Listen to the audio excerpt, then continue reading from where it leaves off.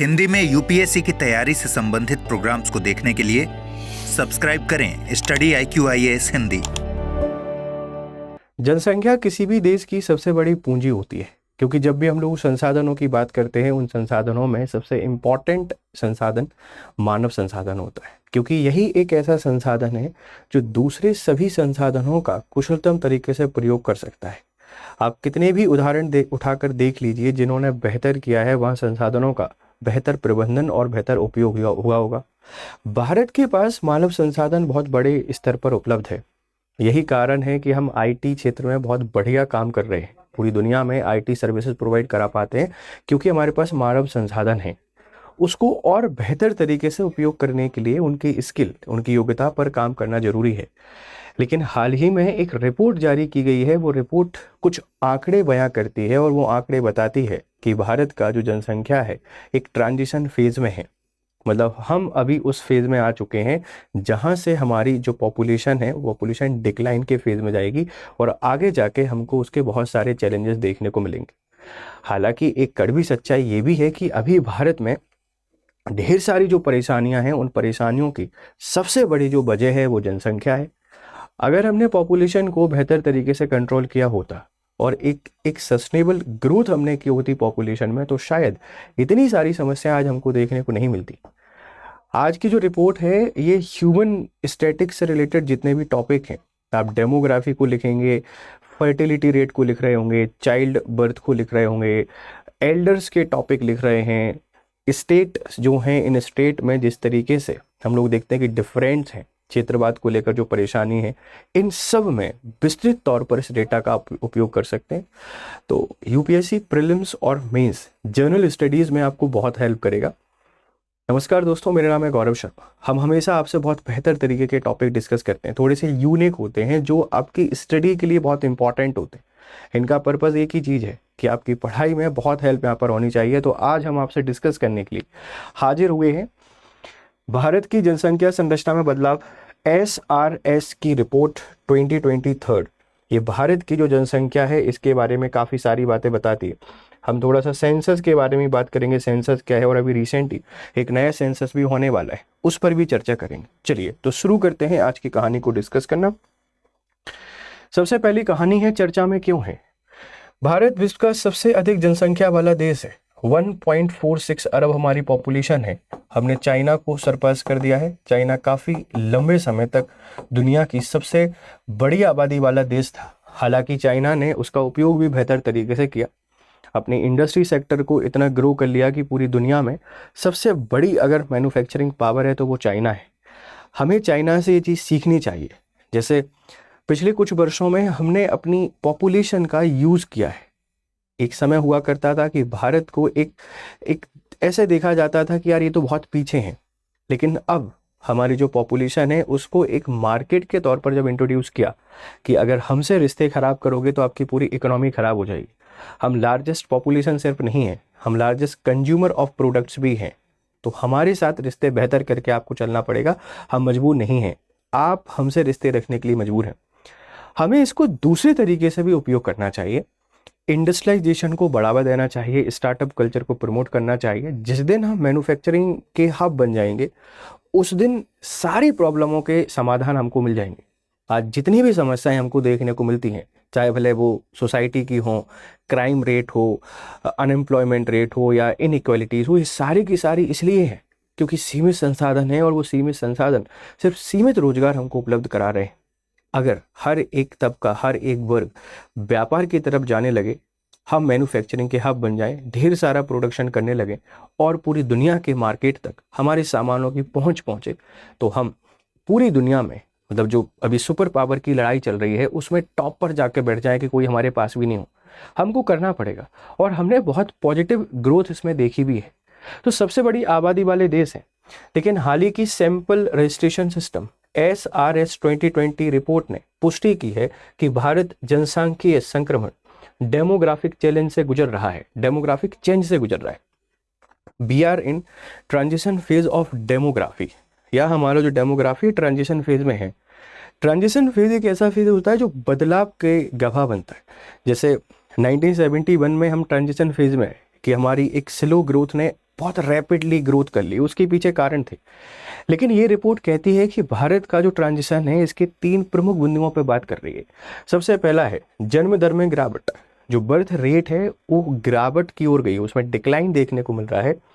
कुल प्रजनन दर TFR में भी काफ़ी कमी है, टोटल फर्टिलिटी रेट, एक महिला के अपने संपूर्ण काल में जो जन्म देने की जो कैपेबिलिटी है हम उसको TFR के नाम से जानते हैं, इसमें भी कमी आई है। और वृद्ध की जो संख्या है इसमें वृद्धि हो रही है। This is the transition.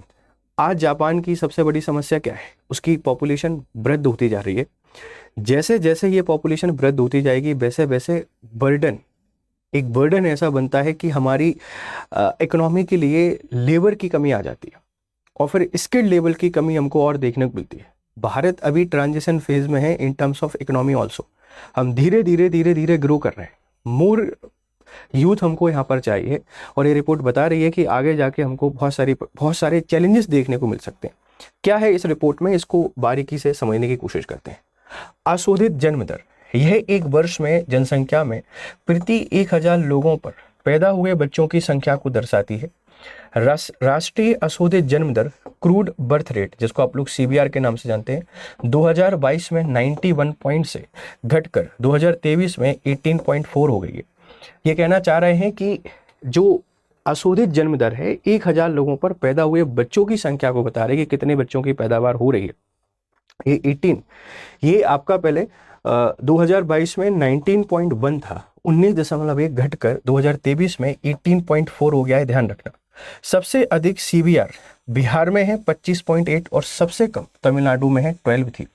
तो अशोधित जन्म दर क्रूड बर्थ रेट की हम बात कर रहे हैं कि इतनी आबादी पर इतने बच्चे जन्म ले रहे हैं, जो पहले 19.1 हुआ करती थी 2022 में, और एक साल में 2023 में घटकर ये 18.4 हो गई। और अभी भी सबसे अधिक CBR कहाँ का है, बिहार का।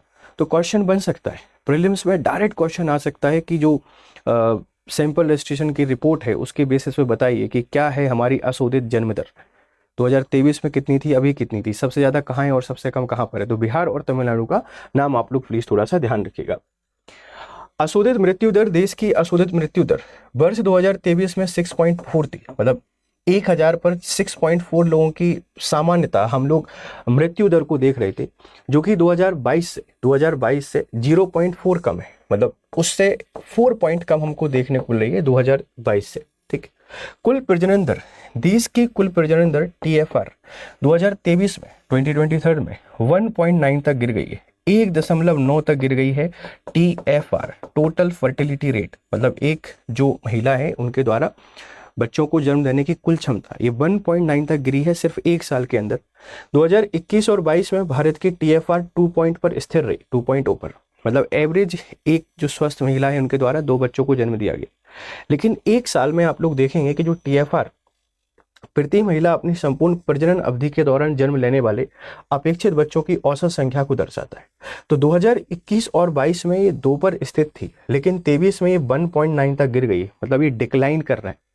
एवरेज 2 बच्चों को जन्म जो दिया जा रहा था वो 2 भी नहीं हो रहे हैं, औसत 1.9 आ रहा है, तो TFR डिक्लाइन हो रहा है। TFR डिक्लाइन होना एक अच्छी चीज़ भी है, क्योंकि जिस तरीके से ओवर पॉपुलेशन ग्रोथ हमारे पास हो गई है, इसको कंट्रोल करने के लिए इसको कम होना जरूरी भी है, लेकिन लॉन्ग टर्म में इसके चैलेंजेस हमको देखने को मिल सकते हैं। ठीक है, तो आप ध्यान रखना, अशोधित मृत्यु दर, अशोधित जन्म दर और ये TFR। शिशु मृत्यु दर राष्ट्रीय औसत घटकर 25 प्रति 1000 जीवित जन्म 2023 हो गया है। 2020-22 और 21-23 की अवधि में जन्म के समय राष्ट्रीय लिंगानुपात में 3 अंकों की वृद्धि दर्ज की गई है। देखो, जो राष्ट्रीय शिशु मृत्यु दर है ये 25 प्रति 1000 हो गया है, ये बहुत अच्छी बात है। इसमें कमी आना बहुत ही जरूरी थी, बहुत आवश्यक चीज थी। तो शिशु मृत्यु दर बेटा कितना हो गया है, 1000 हमको देखने को, 1000 पे 25 बच्चों की डेथ हो रही है, ये भी अभी बहुत खराब है। इसके पीछे भी रीजन है, अवेयरनेस एक बहुत बड़ा रीजन है, हेल्थ इंफ्रा की कमी होना बहुत ज़रूरी है, और हम एक प्रॉपर डाइट भी फॉलो नहीं कर पाते हैं, वो भी एक बहुत बड़ी दिक्कत है। पर ये बहुत कम हुआ है, एक समय बहुत हाई हुआ करता था। ठीक है, और अगर 2020 से 22 और 21-23 की अवधि के बीच जन्म के समय राष्ट्रीय लिंगानुपात में 3 अंकों की वृद्धि हुई है, ये भी एक पॉजिटिव साइन है। रिपोर्ट के अनुसार देश में जन्म के समय लिंगानुपात sex ratio at birth SRB 917 था, 917 था, ध्यान रखना। आंकड़ों से पता चलता है कि छत्तीसगढ़ और केरल में क्रमशः 974 और 971 उच्चतम है। एसआरबी की सूचना दी है, जबकि उत्तराखंड ने सबसे कम 868 की सूचना दी है। ये कहना चाह रहे हैं कि सबसे ज़्यादा sex ratio at birth Kerala और छत्तीसगढ़ में है, जो कि 974 और 971 है, और एसआरबी की सूचना के अकॉर्डिंग सबसे कम उत्तराखंड में 868। अब मान लीजिए आप लोग सेक्स रेशियो के बारे में कोई भी डेटा लिख रहे हैं, सेक्स रेशियो, तो सेक्स रेशियो में आप इस डेटा को ऐड कर सकते हैं कि भाई sex ratio at birth SRB कहता है कि हमारा जो एवरेज है इसमें 3 अंकों की वृद्धि हो गई, 3 अंकों की। केरल में सबसे ज़्यादा जो कि 974 है, 974। सीजी छत्तीसगढ़ उसके बाद 971 है। सबसे कम है उत्तराखंड, कितना है 868। ये एक चिंताजनक स्थिति है उत्तराखंड की। केरल और छत्तीसगढ़ की ठीक है, इसको भी हमको बढ़ाना है। एसआरबी कितना है 917, मतलब 1000 बच्चों पर 917 बच्चियां जो हैं ये जन्म ले रही हैं, या ये अभी हमारे पास अवेलेबल हैं, या आप कह सकते हैं कि स्वस्थ बच्चियां हैं। सबसे ज़्यादा कहाँ पर है केरल छत्तीसगढ़, और सबसे कम कहाँ है बच्चे आप लोग बता देंगे उत्तराखंड में, ठीक। जन्म दर में गिरावट के कारण क्या है? महिलाओं की शिक्षा और सशक्तिकरण में वृद्धि, परिवार नियोजन और गर्भ निरोधकों तक पहुंच में वृद्धि, शहरीकरण और बच्चों के पालन पोषण की बढ़ती लागत, स्वास्थ्य सुधार से शिशु और मृत्यु दर में कमी। आपसे कोई पूछ सकता है कि जन्म दर में गिरावट के क्या कारण है, क्यों टीएफआर में डिक्लाइन आया? ये तो बिल्कुल एनालिसिस करने के लिए पूछा जा सकता है, और तो बहुत अच्छी चीज़ है, ये कम होना बहुत अच्छी चीज़ है। एजुकेशन बड़ी है, अवेयरनेस बड़ी है, इसी के साथ में प्रोटेक्शंस जो हैं हम उनको भी बेहतर तरीके से यूज़ कर रहे हैं, कि जो भी प्रिकॉशन हो सकते हैं यूज़ कर पा रहे हैं। और शहरीकरण बच्चों के पालन पोषण की बढ़ती लागत जो है, ये भी एक बहुत बड़ा फैक्टर है। आजकल स्कूलों की फ़ीस इतनी हो गई है, बच्चे इतने एक्सपेंसिव हो गए हैं कि आप लोग बिलीव नहीं कर सकते। हम लोगों ने जितना शायद अपना जीवन जीने में अभी तक खर्चा किया होगा, उतना आजकल बच्चों को 2 साल 3 साल में परवरिश करने में पैसा लग जाता है। बहुत ही एक्सपेंसिव बच्चे हो गए हैं, तो ये भी एक रीज़न है कि टीएफआर कम हो गया है। और स्वास्थ्य सुधार से शिशु और मातृ मृत्यु दर में कमी आई है, ये भी एक बहुत बड़ा फैक्टर है कि ये हमको कम देखने को मिल रहा है जन्म दर। परिणाम क्या हो सकते हैं इस रिपोर्ट के? जनसांख्यिकीय लाभांश, भारत में प्रजनन क्षमता में तेजी से गिरावट के कारण है अवधि कम हो सकती है। श्रम बल, वृद्धि होती जनसंख्या और सिकुड़ते कार्यबल का दीर्घकालिक जोखिम है। सामाजिक क्षेत्र में नियोजन, स्वास्थ्य सेवा वृद्धियों की देखभाल और कौशल विकास में अधिक निवेश की आवश्यकता है। क्षेत्रीय भिन्नता, उच्च प्रजनन क्षमता वाले राज्य जैसे बिहार, उत्तर प्रदेश में जनसंख्या वृद्धि को प्रभावित करना जारी रख सकते हैं। ये इसके कुछ परिणाम हैं कि जनसंख्या लाभांश हम बहुत बेहतर तरीके से उपयोग नहीं कर पाएंगे। इसी के साथ में श्रम बल की एक समस्या का सामना हमको करना पड़ सकता है, जो असमानता है उसका भी समाधान हमको यहाँ पे निकालना पड़ेगा। ये इसके कुछ परिणाम हैं इस रिपोर्ट के, ठीक है। इसको इन शॉर्ट भी हमने आपको बना दिया है कि जैसे जन्म दर की बात की गई है कि क्रूड बर्थ रेट क्या है, 2022 में 19 हुआ करती थी, अब 2023 में ये 18.4 है। सीबीआर की परिभाषा क्या है? प्रति 1000 आबादी पर प्रति वर्ष जीवित जन्म। कुल प्रजनन दर 2021 और 22 में ये 2.0 थी, अब इसको 2023 में 1.9 हो गया है, ठीक है। फिर रिप्लेसमेंट लेवल टीएफआर 2.1 है। फिर आपसे कोई बात करता है, सबसे अधिक सीबीआर बिहार में है 25.8, सबसे कम सीबीआर तमिलनाडु में है 12, सबसे अधिक TFR total forty rate Bihar में है 2.8, और सबसे कम टीएफआर दिल्ली में है 1.2। 18 राज्य केंद्र शासित प्रदेशों में टीएफआर रिप्लेसमेंट लेवल से नीचे है। रिप्लेसमेंट लेवल से ऊपर वाले राज्य उत्तर भारत के बिहार, यूपी, एमपी, राजस्थान और छत्तीसगढ़ हैं। तो सबसे अधिक सीवियर क्रूड बर्थ रेट कहाँ पर है? बिहार में, सबसे कम तमिलनाडु में। टोटल फर्टिलिटी रेट सबसे ज़्यादा बिहार में और सबसे कम आपको दिल्ली में देखने को मिलेगी, ध्यान रखिएगा। वृद्धजन 2022 में ये कुल आबादी का 9% हुआ करते थे, 2023 में 9.7 हो गए, 0.7% अंक की वृद्धि। सबसे अधिक वृद्धजन प्रतिशत कहाँ पर है? केरल ज़्यादा समस्या को फेस कर रहा है, और सबसे कम वृद्धजन प्रतिशत कहाँ पर है? आसाम, दिल्ली और झारखंड। तो जो पॉपुलेशन हमारी ओल्ड होती जा रही है उसकी संख्या बढ़ रही है। पहले 9% कॉन्ट्रीब्यूशन था, 23 में 9.7% हो गया है टोटल पॉपुलेशन का।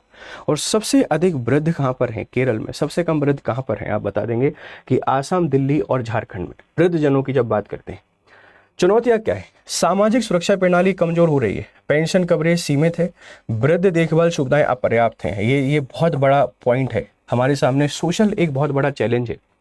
पेंशन की सुविधाएं कम हैं, वृद्ध हमको बर्डन लगने लगे हैं, अनाथालय भरे पड़े हुए हैं। वो बच्चे जो स्टेटस लगाते हैं माँ बाप को लेकर, वही बच्चे माँ बाप को छोड़कर आ जाते हैं अनाथालयों में। तो ये भी एक बहुत बड़ी समस्या है। स्वास्थ्य अवसंरचना पर दबाव है, जेरियाट्रिक से स्वास्थ्य सेवाओं की कमी है, क्षेत्रीय असमानता है। दक्षिण और पश्चिम भारत बहुत कम TFR है, 1.6 से 1.9। उत्तर भारत अभी भी 2.5 तक है। कार्यबल का घटाव है, युवा श्रम शक्ति घटेगी, आर्थिक वृद्धि पर असर पड़ेगा। एक बहुत ही इंपॉर्टेंट रिपोर्ट है। ये रिपोर्ट आप बहुत जगह डिफरेंट डायमेंशन के साथ आंसर राइटिंग में यूज़ कर सकते हैं। ये लेक्चर आपको कैसे लगते हैं, आपके वैल्यूएबल फीडबैक हमको जरूर दिया करें। और आप अगर मुझसे जुड़ना चाहते हैं कि क्लासेस को लेकर कोई अपडेट आपको चाहिए, तो ये मेरा टेलीग्राम चैनल है, आप इसको ज्वाइन कर सकते हैं। यहाँ आपको इनकी PDF ही मिल जाएंगे। फिर करते हैं आपसे मुलाकात, तब तक आप लोग खुश रहें, मस्त रहें, बेहतर तरीके से पढ़ाई करें। Have a nice time, good day. Study IQ IAS, आपका सिलेक्शन हमारा मिशन।